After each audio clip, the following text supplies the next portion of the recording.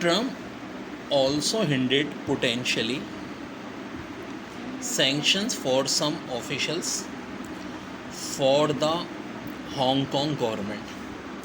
देखो, बात ये है कि ट्रम्प एक नाउन है, फिर ऑल्सो, फिर हिंडेड.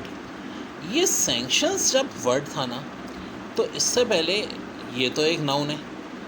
आप एडवर्ब कैसे लिखते हो? एडजेक्टिव चाहिए, तो पोटेंशियली की जगह पोटेंशियल कर दो. एरर है ऑप्शन ए में. President Donald Trump has found one reason to another to continue trade against tirade against China, यानी तंज को कहते हैं. डोनाल्ड ट्रम्प ने फाउंड किया one reason to N other.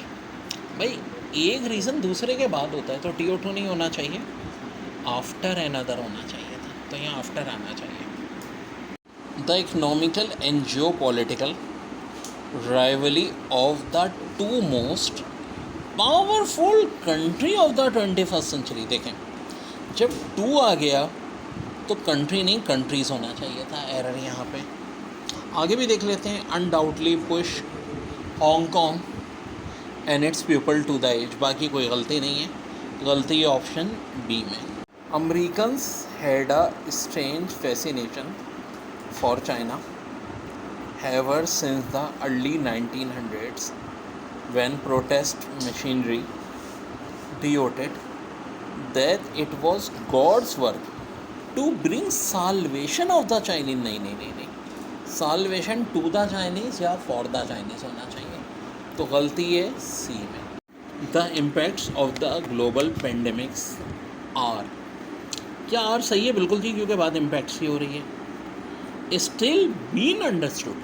यार जब आर आ गया ना, तो बीन नहीं होना चाहिए, बीन की जगह क्या होना चाहिए? बीन. गलती यहाँ पे. खैर चले पूरा देख लेते हैं. आगे था but it does not seen bear that this crisis those for oriental for planning for our cities. तो बस बीन की जगह बीन कर दीजिए. ठीक है, ये एज बना हुआ है. यहाँ है 374 या 921 और दरमियान में 2 है. अगर ध्यान से देखें तो 3, 7 और 4 इनका सम 14 है, और यहाँ 9 to 1 का सम 12 है. 14 और 12 का डिफरेंस कितना होता है? 2 होता है, जो कि दरमियान में लिखा है. यहाँ देखें 4, 5 और 10 सम आ रहा है, और 8, 6, 3 का सम लें 17 आ रहा है. 10 और 17 का डिफरेंस कितना होता है? 7, जो यहाँ दरमियान में लिखा है. यहाँ भी देखें 9 to 6 17 आ रहा है, 8, 7, 3 18 आ रहा है. इनका डिफरेंस दरमियान में लिखा है. तो यहाँ अगर हम गौर से देखें, ये बेसिकली 3 है कि भाई 4, 8 to 14 और 5, 1, 6 और 3, 9. 14 और 9 का डिफरेंस क्या होता है? 5. तो दरमियान में क्या आ जाएगा? 5. ये आंसर आ जाएगा. यही पूछा था इस क्वेश्चन.